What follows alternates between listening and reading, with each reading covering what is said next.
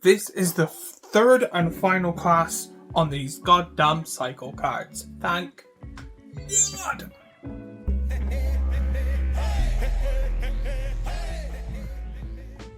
Hey, I'm Courage Always Teacher and welcome to Commander Class, episode 119. In this, we're going over the third and final type of cycling. So if you don't know what cycling is, there is number 117 and 118, talking about the two other types of cycling.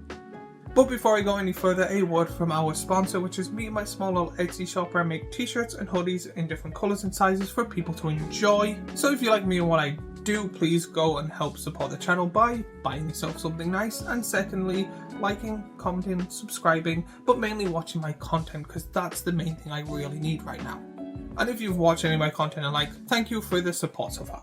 In this video we are going over basic land cycling, which is again cycling with a tiny difference, enough to make a full video on. Now these are going to be short because if you haven't cycling video you need to watch to kind of understand this. There's no point me going over cycling to then go over basic land cycling. So if you don't know what basic land cycling is, here is the definition. Basic land cycling doesn't allow you to draw a card. Instead, it lets you search your library for a basic land card. You don't choose the type of basic land card you'll find until you performed the search. After you choose a basic land card from your library, you reveal it, put it into your hand, then shuffle your library. The definition of this is probably the most confusing definition. Pretty much the first time or first few times I read this, it was, I get a basic land, but I'm going to choose the basic land, but I get a basic land. That doesn't make sense. What does that mean? In layman's terms, it depends. There is different versions of basic land cycling that it only matters for this video because it's such a small difference. I'm not going to separate it into two videos. Pretty much there are different variations of basic land cycling. There is the all over basic land cycling where you get a basic land. So you don't get the top card of your library, you search for any basic land you want, then you get it. Then there is island basic land cycling, and then there's plain basic land cycling, and then there's mountain basic land cycling. There's different variations. So they just put it down to basic land cycling. So if you pay the mana and just get a plain one, you can only search for a plain. Same with island, mountain, and so on. There's not many variations of these cards, but they do come in handy. But personally, in my opinion, I would personally take out these cards and put in a basic land. Now most of these are like creatures and spells and stuff like that. So again, but this is a big but, the card in my opinion is usually more powerful than just getting a basic land to your hand.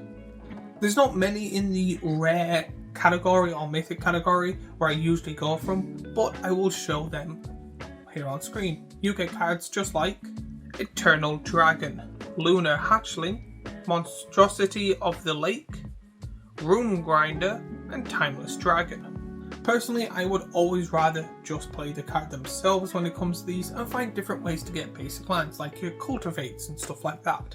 These are not the best in my opinion, but I can see where they're coming from. But with cycling, in my opinion, being better, I think a draw than getting a basic land isn't worse, but if you're getting rid of a powerful creature, unless you're playing Graveyard Recursion, then in my personal opinion, I do think cycling's better. I don't think this is the best type of keyword, but I understand the theme that we're going for. Now, it might have been better if they put it in weaker cards, but more variations of them. But no, there's barely any basic land cycling or any form of it, and all the cards in my opinion are usually somewhat better or just slightly better than just getting the basic land in your hands. Now, if you're desperate, then it is kind of good, like if you've missed a land for a turn or two. But if you're missing a land for a turn or two, I think going through your deck would be better and putting in a cultivate or like an evolving wilds or something along them lines. But as always, these are my thoughts and opinions. Hopefully I taught you something new. If there's anything you like or don't understand, please comment down below and I will try my best. And hopefully you are enjoying these classes. If you play any of these or ever done a basic land cycle, let me know in the comments why. While you're down there, remember to like and subscribe and comment and watch more of my videos. And as always, if you liked this Commander class, I have last week's Commander class here, a playlist of Commander classes I make here and a subscribe button here, and I will see you all in the next video.